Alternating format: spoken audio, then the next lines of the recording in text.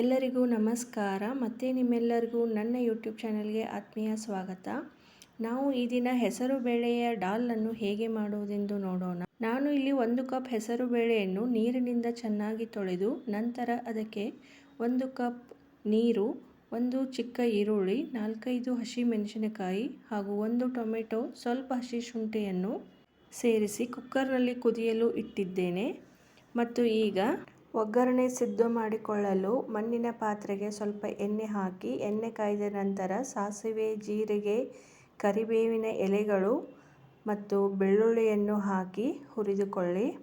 ನಂತರ 2 ಒಣಮೆಣಸಿನಕಾಯಿ ಮತ್ತು ಸ್ವಲ್ಪ ಅರ್ಧ ಈರುಳ್ಳಿಯನ್ನು ಹಾಕಿ ಬೇಯಿಸಿಕೊಳ್ಳಿ. ಇದು ಸೇಮ್ ರೆಸ್ಟೋರೆಂಟ್ ರೀತಿಯಲ್ಲಿ ಡಾಲ್ ರೆಡಿಯಾಗುತ್ತದೆ.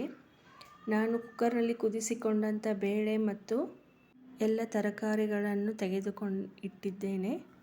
ಈಗ ಇದಕ್ಕೆ ನಾವು ಸ್ವಲ್ಪ ಅರಿಶಿಣದ ಪುಡಿಯನ್ನು ಹಾಕಿ ಸ್ವಲ್ಪ ಬೇಯಿಸಿಕೊಳ್ಳಬೇಕು. ನಂತರ ಕುದಿಸಿದಂತಹ ಬೇಳೆಯಲ್ಲಿ ನಾವು ಹಾಕಿದ ಈರುಳ್ಳಿ, ಟೊಮೆಟೊ, ಹಸಿಮೆಣಸಿನಕಾಯಿ, ಶುಂಠಿಯನ್ನು ಮೊದಲು ಈ ಒಗ್ಗರಣೆಗೆ ಸೇರಿಸಿ ಚೆನ್ನಾಗಿ ಹದ ಬರುವ ಹಾಗೆ ಬೇಯಿಸಬೇಕು.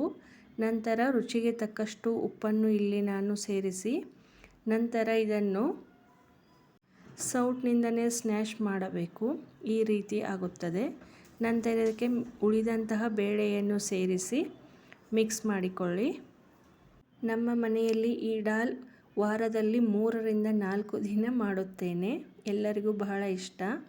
ಈಗ ಇದಕ್ಕೆ ಸ್ವಲ್ಪ ನೀರನ್ನು ಹಾಕಿ ಮಿಕ್ಸ್ ಮಾಡಿಕೊಳ್ಳಿ.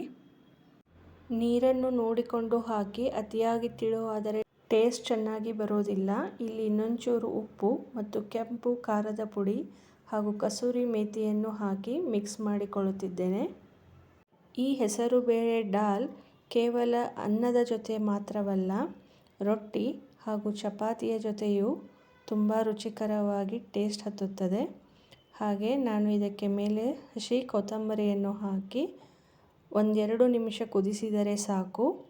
ಮಣ್ಣಿನ ಪಾತ್ರೆಯು ಬಹಳ ಹೊತ್ತು ಬಿಸಿ ಇರುವುದರಿಂದ ಜಾಸ್ತಿ ಹೊತ್ತು ನೀವು ಸ್ಟವ್ ಮೇಲೆ ಕುದಿಸುವ ಅವಶ್ಯಕತೆ ಇಲ್ಲ. ಸ್ಟವ್ ಆಫ್ ಮಾಡಿ 5 ನಿಮಿಷ ಬಿಟ್ಟರೂ ಒಳಗಡೆ ಇನ್ನೂ ಈ ರೀತಿ ಕುದಿಯುತ್ತಲೇ ಇರುತ್ತದೆ. ಆ ರೀತಿ ಮಣ್ಣಿನ ಪಾತ್ರೆಗಳು ಬಿಸಿ ಜಾಸ್ತಿ ಹೊತ್ತು ಇರೋದರಿಂದ ಈ ರೀತಿ ಆಗುತ್ತದೆ. ಈಗ ಬಿಸಿ ಬಿಸಿಯಾದ ಹೆಸರುಬೇಳೆಯ ಡಾಲ್ ಬಿಸಿ ಬಿಸಿ ಅನ್ನದ ಜೊತೆ, ಚಪಾತಿಯ ಜೊತೆ ಸವಿಯಲು ಸಿದ್ಧವಾಗಿದೆ. ನಾನು ಈ ದಿನ ಹೆಸರುಬೇಳೆ ಡಾಲನ್ನು ಅನ್ನದ ಜೊತೆ ಸವಿಯುತ್ತಿದ್ದೇವೆ.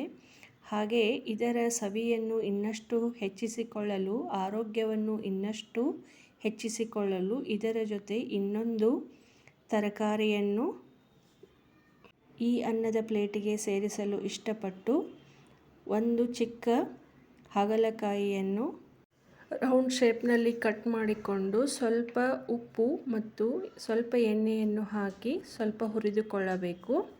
ನಂತರ ಅವುಗಳನ್ನು ಬೇಯಲು ಬಿಟ್ಟು ಈ ರೀತಿ ಅನ್ನದ ಜೊತೆ ಸವಿದರೆ ರುಚಿಯು ಇನ್ನೂ ಅದ್ಭುತವಾಗಿರುತ್ತದೆ.